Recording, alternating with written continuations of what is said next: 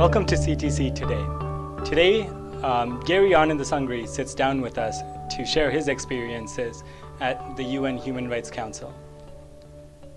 Gary, you've attended every Human Rights Council since June 2009. A lot has changed in the last 3 years. Could you share your experiences with us?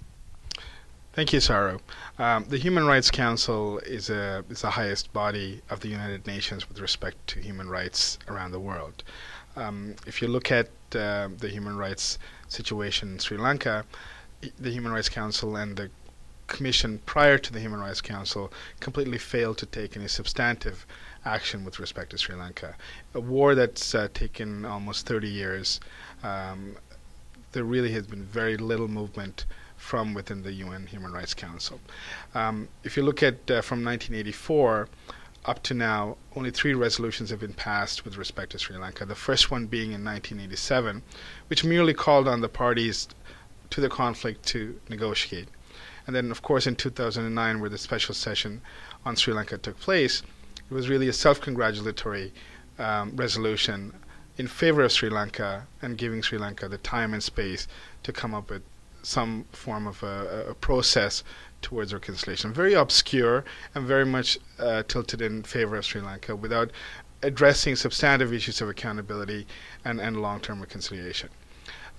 What happened this week, which is a resolution that was proposed by the United States and co-sponsored by 40 countries, including Canada, was really the first step towards any form of action from the United Nations. And really, it puts the Sri Lankan government on notice that the international community is no longer going to sit by and watch atrocities take place.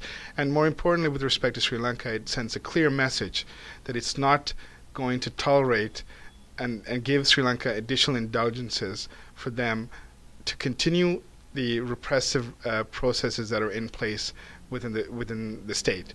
So it's really a very positive first step, and it is a first step. It doesn't, for example, talk about commission, independent commission of inquiry that we would have wanted. It doesn't talk about some substantive issues that we would have preferred to have in the resolution. But what's important is maybe not necessarily the wording, but the fact that there was a resolution on Sri Lanka. One is actually finally on the books that says there is a need for some immediate action. And what do you think caused the change over the last 3 years, given that they passed a congratulatory resolution 3 years ago to now taking a more stern look at what has happened in Sri Lanka? What do you think has resulted in that shift? And especially given some countries voted in favor of Sri Lanka 3 years ago, and they voted in favor of the U.S. resolution just a week ago. A lot has happened. Like Sri Lanka has, right after May of 2009, it sought and it received time to come up with some concrete proposals and some concrete steps towards formal reconciliation. And this was communicated by way of a joint communique between the UN Secretary General Ban Ki-moon as well as Mahinda Rajapaksa. That was followed by the special session resolutions, which effectively bought Sri Lanka time.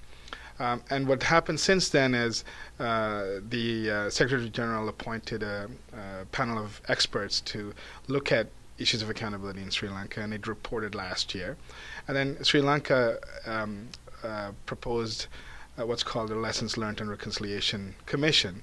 By all accounts, it's a flawed system that really doesn't look at accountability, but looks at some form of investigation, not even investigation, some discussions with certain victims. It doesn't really probe into genuine accusations or any issues that did arise substantively from the war, the last phase of the war. What happened with the panel of experts report is it reported that there's sufficient evidence that indicates, if proven, that there was war crimes and crimes against humanity that was committed by all sides of the conflict in the last phase of the war, the last weeks and months of the war, which effectively means that there is a UN document that's suggesting that there is sufficient evidence and therefore further investigation needs to take place where a proper panel of a constituted panel could look at the specific incidents and come back with recommendations for prosecution and so on. And parallelly, the LLRC report came out in December, fell very short in terms of looking at issues of accountability as well as reconciliation. But there are some positive things that are there, some constructive things. For example, demilitarization of the North and East, land reform. And those things, if implemented, can be a very initial first step towards a longer-term path towards proper reconciliation and proper settlement of the Tamil issue. And I think the international community grew weary of this and was looking at this over the last 3 years and heard the excuses of the Sri Lankan government over and over and over again.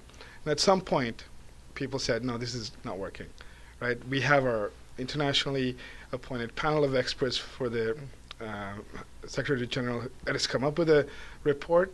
There's a parallel process that's been undertaken that doesn't really give us a bigger picture. Therefore, we need to pressure the Sri Lankan government into further action. And I think that's the main reason why this has taken place.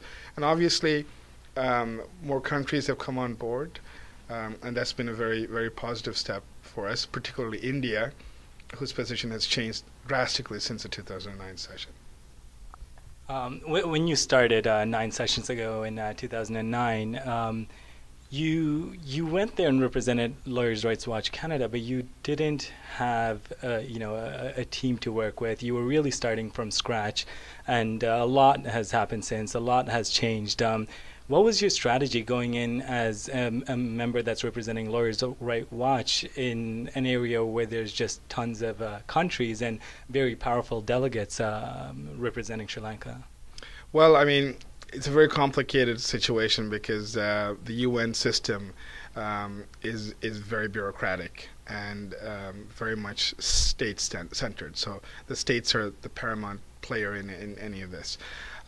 With respect to our engagement in the international arena, we had some colleagues who were already there from different places. So, for example, France and even within Switzerland, there were some people. But there's really very little coordination between the mainstream NGOs as well as the diaspora NGOs and so on.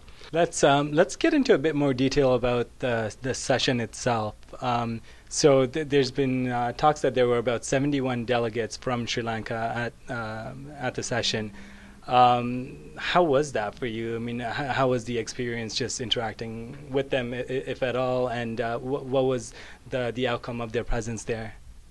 The delegates from Sri Lanka was a very high-level delegation, so there were probably half a dozen to 10 ministers, senior ministers, and there were media personnel, there were intelligence, there were diaspora, Sri Lankan diaspora folks from different parts of the world.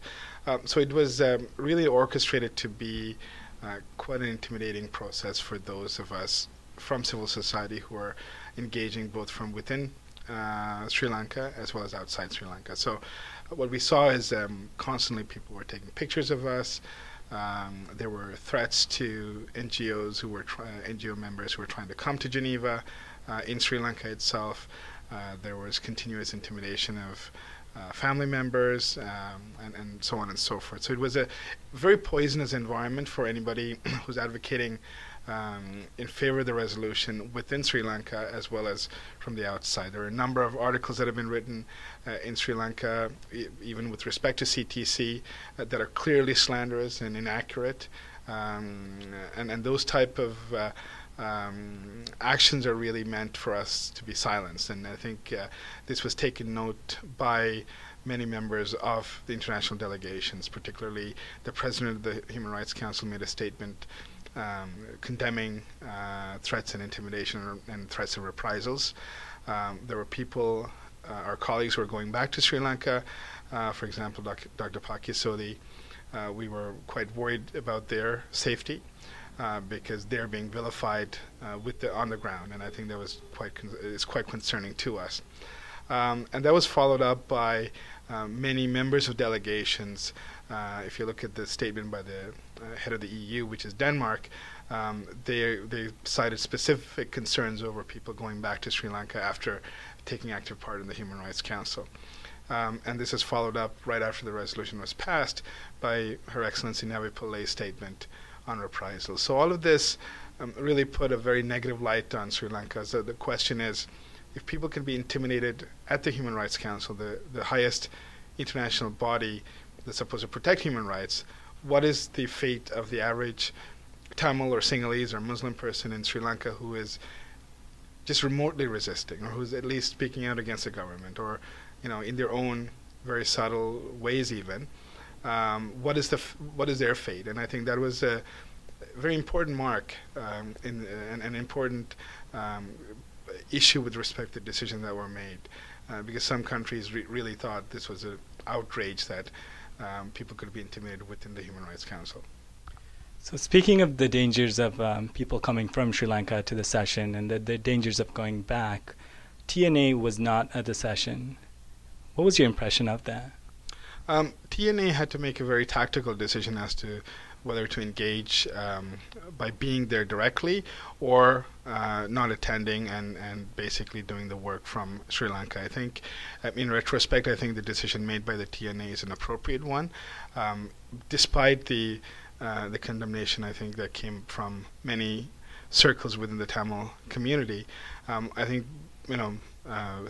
it's really, the TNA made the right decision by not attending. This resolution provides an opportunity for some discussions to take place within Sri Lanka, within the government of Sri Lanka as well as the TNA. And I think it would be a very difficult task for the TNA to engage in proper discussions when they're actively promoting this resolution in Geneva. I think that would have been very difficult exercise if they go back, and especially in light of the poisonous environment that does exist. Just to put this in context, there is Mervyn De Silva this week has said that he is going to personally break the bones of people who are in Geneva advocating for this resolution. And you can see that if there is something that does come out of this on the ground, it will have to be the TNA that takes a mantle. And I don't think the mass populace in Sri Lanka will be able to accept discussions with the TNA, especially when they were in Geneva. I think it's a very tactically it was a very difficult decision for the TNA, but I think they made the right one, and I think this does allow for some discussions to take place on the ground. Speaking of intimidation, this time around, for the first time, when Human Rights Watch conducted their side session, they invited you to be on the panel, which I think is new, to have someone from the diaspora representing the Tamil community and get their views on the situation in Sri Lanka. But even there, you face some intimidation. There were personal attacks against you in newspapers. There were personal attacks against you. This has been ongoing, and how do you deal with that? And just could you also shed some light on your experience on being on the panel? Personal intimidation for someone in the diaspora is quite different than someone who is having to go back. So I was in a panel with two colleagues. Two of them actually had to go back. So the fear that I may have had, or any emotion that I may have had, is relatively relevant compared to the possible loss of life, or disassociation from family members, just basic intimidation when you get off the airport. So I think it pales in comparison. But having said that, we actually take a lot of things for granted. Like when we come back to Canada, and when we or even within Geneva, we take a lot of things for granted, because our right to say things, our freedom to express and to associate and to think, all of those things are rights and freedoms that we have. But it's something that it really is lost in Sri Lanka, and I think that's really the point of this resolution, is to send a message. You cannot continue to repress your people. And by that I mean there has been a long-standing question with respect to Tamils.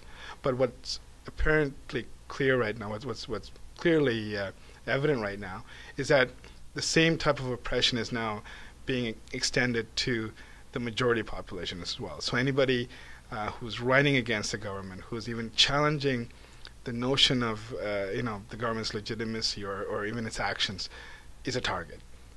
So the actual human rights situation in Sri Lanka has deteriorated much worse in the last 3 years than previously, because now there is a long-term legitimate question with respect to Tamils that need to be resolved. But increasingly, there's a need to reform its democratic institutions and establish a rule of law, which is clearly missing in Sri Lanka right now. So what does this resolution mean on the ground to the people there? And what do you hope to see coming out of this resolution? This is the first resolution really to deal with Sri Lanka in 30 years, and I would almost think this is the first resolution that remotely even challenges the government of Sri Lanka. It is a message being sent by the international community saying you are not immune from international human rights law. The message it sends to the people in Sri Lanka is you need to listen to the international community, to the majority community, to those in power. It's saying you're especially to those in power, it's saying you cannot continue to oppress and repress your people.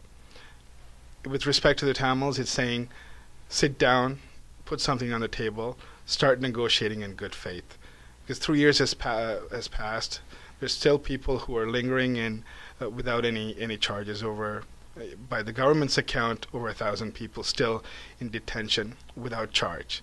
There's families who haven't been reunited.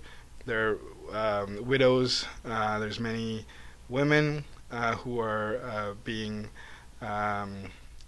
threatened, and there's issues of sexual violence that's taking place within the north and east. There's issues of militarization, and so on and so forth.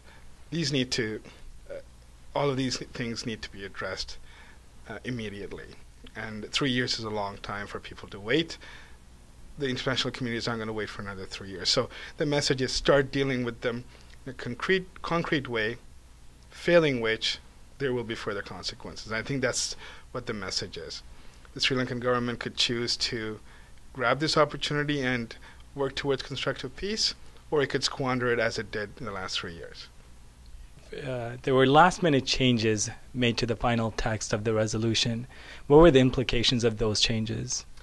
In effect, there's really no implication. It is a very the resolution was amended just before it was introduced, and it said that before the High Commissioner comes back and reports to Council, and before it engages the government of Sri Lanka, it needs to consult with the government and then have its acceptance to offer technical assistance. And that's really the way international community and the UN system works. So it really is not something new. It was just put on paper, but even if it wasn't, the actual practice would have been to consult and be acceptable to the Sri Lankan government in terms of the engagement of the High Commissioner's office. Well, thank you, Gary. After the first few sessions, there wasn't a lot of movement. Things weren't looking so bright. Yet you were persistent and you kept going back. What's been your motivation throughout this, and what's enabled you to, stay hopeful? I think the fact is many people have done this. This is not me. This is a entire team effort. There are NGOs. It's quite inspiring to see their work and their engagement that really has brought this here. But really, this is about the people of Sri Lanka, whether they're Tamils or they're Sinhalese. It's about their future, their collective future, and how they're going to live together. Are they going to live, in a restructured state that empowers Tamils and gives us the ability to have an element of control over our lives, or is it going to be within a current state where individual rights are deteriorating and the concept of minority rights doesn't exist? So that's what the motivation is. I think for all of us engaged in this is to make sure that the people strife and the loss that they've they've had, particularly in the last phases of the war, doesn't go to waste. There's something that comes out of it that does allow, particularly the Tamil people, to live with respect and dignity. Well, thank you for your time, Gary. We wish you the best. Thank you. Thank you for tuning in to CTCTV.